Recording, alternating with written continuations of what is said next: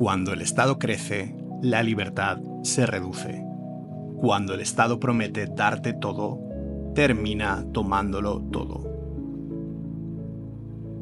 Hoy no vengo a darte una clase de economía. Vengo a abrir una conversación que a muchos incomoda, pero es urgente. ¿Qué papel debería tener realmente el Estado en nuestras vidas? Nos han enseñado desde pequeños que el Estado está ahí para protegernos, para darnos salud, educación, carreteras, justicia, pero casi nadie se pregunta a qué precio y con qué eficiencia. Porque el Estado no produce riqueza, la extrae, y no hay magia detrás de sus recursos. Lo que te da con una mano, ya te lo ha quitado antes con la otra. Hoy te propongo un viaje por la historia, la filosofía y los datos para entender por qué, cuanto más pequeño es un Estado, más grande es la prosperidad de su pueblo. Bienvenido a Amazon Mentors. Este canal nació con una idea muy simple, que todo el mundo tiene derecho a entender cómo funciona la economía, cómo construir algo propio, sin importar de dónde vienes, lo que estudiaste o si alguien te dio permiso. Aquí hablamos de e-commerce, de negocios, de libertad económica, pero también de personas valientes, de historias reales, de decisiones que cambian vidas. Si alguna vez soñaste con ser dueño de tu tiempo y tu camino, nos encantaría contar con tu apoyo a través de nuestra plataforma en Patreon. Porque gracias a esa ayuda podemos seguir creando contenido, crecer juntos y hacer de esta comunidad algo mucho más grande que un canal. Gracias por estar aquí, esto lo hacemos contigo y para ti. Ahora sí, dentro vídeo.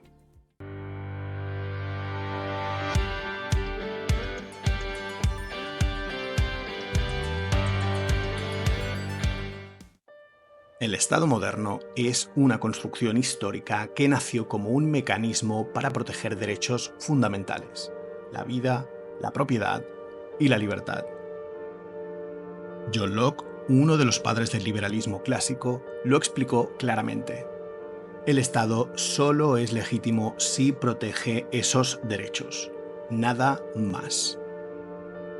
Pero con el tiempo, esa función mínima se fue expandiendo, como una mancha de aceite que lo va cubriendo todo: la economía, la moral, la educación, la salud, la movilidad, incluso la alimentación. Y lo peor, lo hizo sin rendir cuentas. La frase de Bastiat sigue vigente hoy más que nunca. El Estado es esa gran ficción en la que todos creen poder vivir a costa de los demás. Pero la verdad es que el Estado vive de ti, de tu trabajo, de tu esfuerzo, de tus ideas, de tus impuestos, de tus sacrificios. Y aún así seguimos sin cuestionarlo, porque desde pequeños nos han educado para creer en el Estado como si fuera una religión. Déjame preguntarte algo. Cuando escuchas que el Estado va a aumentar el gasto público, ¿te alegras? Mucha gente sí, porque asumen que ese gasto significa más servicios, más ayudas, más seguridad. Pero déjame contarte una historia real. En Suecia, durante los años 70, el Estado alcanzó niveles altísimos de gasto público. El sistema de bienestar se expandió masivamente, pero al cabo de unos años el país colapsó económicamente. La inflación se disparó, la productividad cayó y la deuda se acumuló. Fue entonces cuando Suecia hizo algo que pocos mencionan hoy. Privatizó partes de su sanidad, descentralizó la educación, bajó impuestos y redujo el tamaño del Estado. ¿El resultado? Hoy Suecia es próspera no por tener un Estado gigante, sino por haberlo hecho más eficiente, competitivo y limitado. Y esto se repite en muchos países. Cuanto más gasta el Estado, peor lo gestiona. ¿Quieres otro ejemplo? En 2007, Dinamarca llevó a cabo una de las reformas administrativas más importantes de su historia reciente. Se llamó la Reforma Estructural y su objetivo era claro: hacer el Estado más eficiente, menos costoso y más funcional para los ciudadanos. Antes de la reforma, Dinamarca tenía 271 municipios y 14 condados. Cada uno con su propia administración, su personal político, sus estructuras, y muchos de ellos con poblaciones muy pequeñas que apenas justificaban su existencia. Tras la reforma, el número de municipios se redujo drásticamente a 98, y los condados fueron eliminados, reemplazados por 5 grandes regiones. El gobierno central reasignó competencias para evitar duplicidades y modernizar el funcionamiento del Estado. ¿Y por qué lo hicieron? Porque reconocieron algo que muchos países aún ignoran: tener más gobierno no significa tener mejor gobierno. Esta decisión permitió reducir gastos administrativos, mejorar la coordinación de servicios públicos, aumentar la eficiencia en educación, sanidad y transporte. Y algo clave: dar más poder a municipios más fuertes, mejor organizados y con mayor capacidad operativa. Es un ejemplo brillante de cómo reducir el aparato estatal no es solo posible, sino deseable, incluso en países que suelen citarse como modelos de bienestar. Como dijo Peter Christiansen, uno de los responsables de la reforma, no se trata de tener más gobierno, sino de tener el gobierno necesario. Y así en su contrario, veamos ejemplos de expansión del Estado. Venezuela, de país rico a Estado fallido. ¿Qué pasó? En las décadas del 2000 y 2010, el Estado venezolano nacionalizó sectores clave: petróleo, electricidad, telecomunicaciones, banca, agricultura y distribución de alimentos. Se impusieron controles de precios, divisas y comercio exterior. ¿Y los resultados? Empresas privadas expulsadas o expropiadas, colapso productivo y escasez generalizada, hiperinflación, devaluación, huida masiva de talento con más de 7 millones de migrantes. Y una economía un 80% más pequeña que la de hace 2 décadas.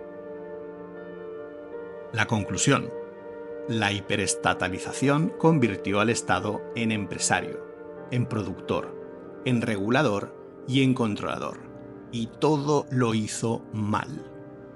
Como decía Ludwig von Mises, el socialismo fracasa porque destruye los incentivos que hacen posible la productividad. Argentina, el caso eterno de más Estado y menos resultados. ¿Qué pasó?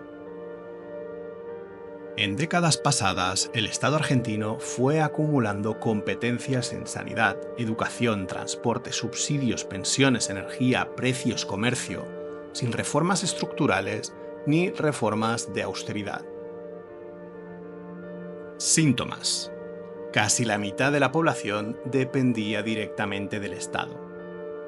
Más de 160 impuestos diferentes a nivel nacional, provincial y municipal. Un gasto público descontrolado. Y una deuda pública crónica, un default recurrente y una inflación superior al 200% en 2023. La expansión estatal no solucionó la pobreza, la cronificó y generó un sistema clientelar donde la política reparte subsidios en vez de oportunidades. Como diría Thomas Sowell, la primera lección de la economía es la escasez. La primera lección de la política es ignorar la primera lección de la economía. Grecia, cuando el Estado da más de lo que puede sostener. ¿Qué pasó? Durante años, el Estado griego amplió su tamaño financiando pensiones generosas, empleo público masivo y beneficios sociales con deuda externa. En 2009 estalló la crisis.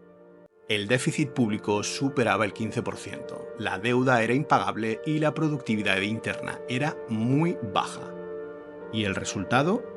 Intervención de la Unión Europea y el Fondo Monetario Internacional. Recortes forzados, desempleo del 27% y fuga masiva de jóvenes. Total, una década perdida para la economía griega. ¿Cuál es la moraleja?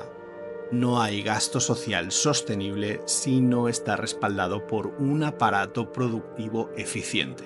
Un Estado que da todo termina sin poder dar nada. Zimbabue, estado total y colapso absoluto. ¿Qué pasó? El régimen de Robert Mugabe expropió tierras a agricultores productivos para entregarlas al Estado y sus aliados. Nacionalizó empresas y destruyó la propiedad privada.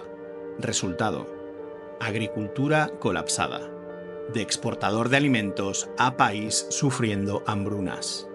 Hiperinflación histórica.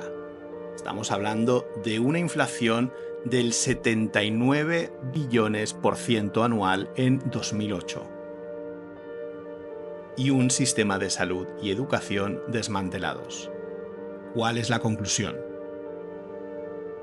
El Estado concentró todas las funciones y no cumplió con ninguna. Cuando el Estado asume funciones que no le corresponden, como producir, repartir o dirigir la economía, no solo lo hace mal, destruye los incentivos, corrompe las relaciones sociales y empobrece incluso a quienes pretendía proteger. Y lo más grave, muchas veces, lo hace con la mejor de las intenciones. Y es que, como decía Friedrich Hayek, cuando el gobierno gasta, nunca lo hace con la diligencia con la que tú gastarías tu propio dinero. Te quiero contar algo personal. Cuando empecé a emprender, pensé que lo difícil sería convencer a mis futuros clientes. Y lo fue, pero no fue lo más difícil. Lo más difícil fue sobrevivir al sistema. Impuestos por anticipado, cuotas fijas, burocracia absurda, inspecciones aleatorias sin sentido, normativas nuevas constantemente. Y aún así, el relato mediático era que yo, como empresario, era el privilegiado, el abusador, el evasor potencial, el que extrae de forma injusta la riqueza de los trabajadores. Es como si se hubiera instalado una idea perversa, que la riqueza es sospechosa, que si a ti te va bien es porque alguien ha perdido. Pero el empresario no gana quitándole a otros, gana creando, arriesgando, empleando, generando valor. Thomas Sowell lo dice sin rodeos: no puedes redistribuir la riqueza sin antes crearla, y los que la crean no suelen estar en el gobierno. Empresarios y trabajadores no son enemigos, son aliados naturales, pero hay un actor que sí distorsiona esta relación: el Estado. Nos han repetido tantas veces que el empresario explota y el trabajador es explotado, que muchos ya lo creen sin pensarlo dos veces. Han dividido artificialmente a quienes, en realidad, comparten el mismo destino. El empresario necesita al trabajador para producir, para crecer, para innovar. Y el trabajador necesita al empresario para tener un empleo y una estabilidad. En condiciones normales, esta es una relación natural, simbiótica, casi orgánica. Uno arriesga, el otro aporta su tiempo y conocimiento. Ambos crean valor. Pero aparece un tercer actor en la escena: el Estado. Y no como árbitro imparcial, sino como un interventor constante que, con cada ley, cada impuesto y cada regulación, altera los incentivos que mantenían vivo ese equilibrio. ¿Y qué hace exactamente el Estado para distorsionar esta relación? Primero, regulaciones que encarecen el empleo. Cada vez que un empresario quiere contratar, tiene que pensar en más que el sueldo bruto. Tiene que calcular cotizaciones sociales, seguros, formación, bajas por enfermedad, permisos, inspecciones. Y no es que estas cosas no importen, es que el sobrecoste hace que muchos desistan. El costo de crear empleo se ha convertido en un desincentivo para crearlo. Segundo, impuestos que castigan la productividad. La progresividad fiscal en muchos países penaliza a quien más se esfuerza o más se arriesga. El resultado: los más productivos cargan con un sistema donde los menos productivos están incentivados a no mejorar. El empresario que contrata paga. El que despide ahorra. El que gana más tributa más, pero el que evita producir a menudo es premiado. Tercero, subsidios que premian la pasividad. Cuando un Estado reparte ayudas sin exigir responsabilidad, sin fomentar la capacitación ni el retorno al empleo, está diciendo: no hace falta que produzcas, nosotros te mantenemos. ¿Y quién paga esa factura? El empresario que contrata, el trabajador que se esfuerza, el autónomo que no puede parar ni un día. ¿Y qué consecuencias tiene esto? Se destruye empleo antes de que se cree. Se rompe la confianza entre empleador y empleado. Se genera resentimiento en ambas direcciones. Y se perpetúa una idea peligrosa: que el empresario es el enemigo. Pero la verdad es otra. El enemigo no es quien crea empleo, sino quien lo encarece hasta hacerlo inviable. El enemigo no es quien arriesga, sino quien lo castiga cuando gana. El enemigo no es quien quiere producir más, sino quien le impone un techo legal, fiscal o burocrático. El Estado fabrica un conflicto entre clases sociales que, sin su intervención, no tendría por qué existir. Divide, enfrenta y se presenta como el árbitro, cuando en realidad es el instigador. Como decía Milton Friedman, una sociedad que pone al gobierno a redistribuir la riqueza terminará empobreciendo a todos. ¿Y qué pasaría si el Estado se hiciera a un lado? Que empresarios y trabajadores podrían entenderse sin miedo, que la productividad sería premiada, no castigada, que los costes laborales bajarían sin tocar el sueldo neto, que habría más empleo, más flexibilidad, más cooperación. Porque cuando quitamos al Estado de en medio, recuperamos la relación natural que siempre ha existido entre quien crea una idea y quien la lleva a la práctica. Vayamos a los datos. Según el Índice de Libertad Económica del Fraser Institute, los países más libres económicamente, Hong Kong, Suiza, Singapur y Nueva Zelanda, tienen en común un mayor PIB per cápita, una mayor esperanza de vida, menor corrupción, menor desempleo y mejor calidad educativa. Mientras que los países con mayor intervención estatal, Venezuela, Irán y Zimbabue, viven en crisis perpetua. ¿Casualidad? No. Relación directa. Cuando Hernando de Soto investigó por qué los pobres en Perú no podían prosperar, descubrió algo clave. No era falta de talento ni de recursos, era la cantidad de trabas legales para formalizar un negocio. En su libro El misterio del capital, demostró que en muchos países los emprendedores informales son ricos en activos, pero pobres en derechos. El Estado los asfixia con trámites, permisos, licencias y normativas imposibles. Y entonces pasa lo inevitable. La economía se vuelve informal. La inversión huye. El empleo se precariza. Y luego el Estado promete más ayudas. Imagina por un momento un Estado reducido a lo esencial: seguridad, justicia, defensa e infraestructuras básicas, nada más. El resto en manos de la sociedad civil, el mercado, las comunidades. No porque el mercado sea perfecto, sino porque al menos compite, porque si lo hace mal, desaparece. ¿Has visto alguna vez quebrar una consejería de educación? ¿Un ministerio de igualdad? ¿Una televisión pública que no ve nadie? No. Porque el Estado no tiene competencia, no tiene incentivos, no responde ante el consumidor, sino ante el poder. En cambio, una sociedad libre, con menos impuestos, más renta disponible, más responsabilidad individual y más iniciativa privada, es una sociedad más rica, más innovadora, más justa. Lo que te propongo no es eliminar el Estado, es devolverle su lugar. No queremos un Estado salvaje ni una selva sin normas. Queremos un árbitro justo, limitado, eficiente. Y lo queremos fuera del terreno de juego. Porque cada vez que el Estado se mete donde no debe, mata la libertad, destruye el mérito y castiga la excelencia. Y sí, esto sonará radical, porque lo radical hoy es simplemente pedir que nos dejen en paz. Pero si queremos un país próspero, libre, fuerte, tenemos que dejar de rendir culto al Estado.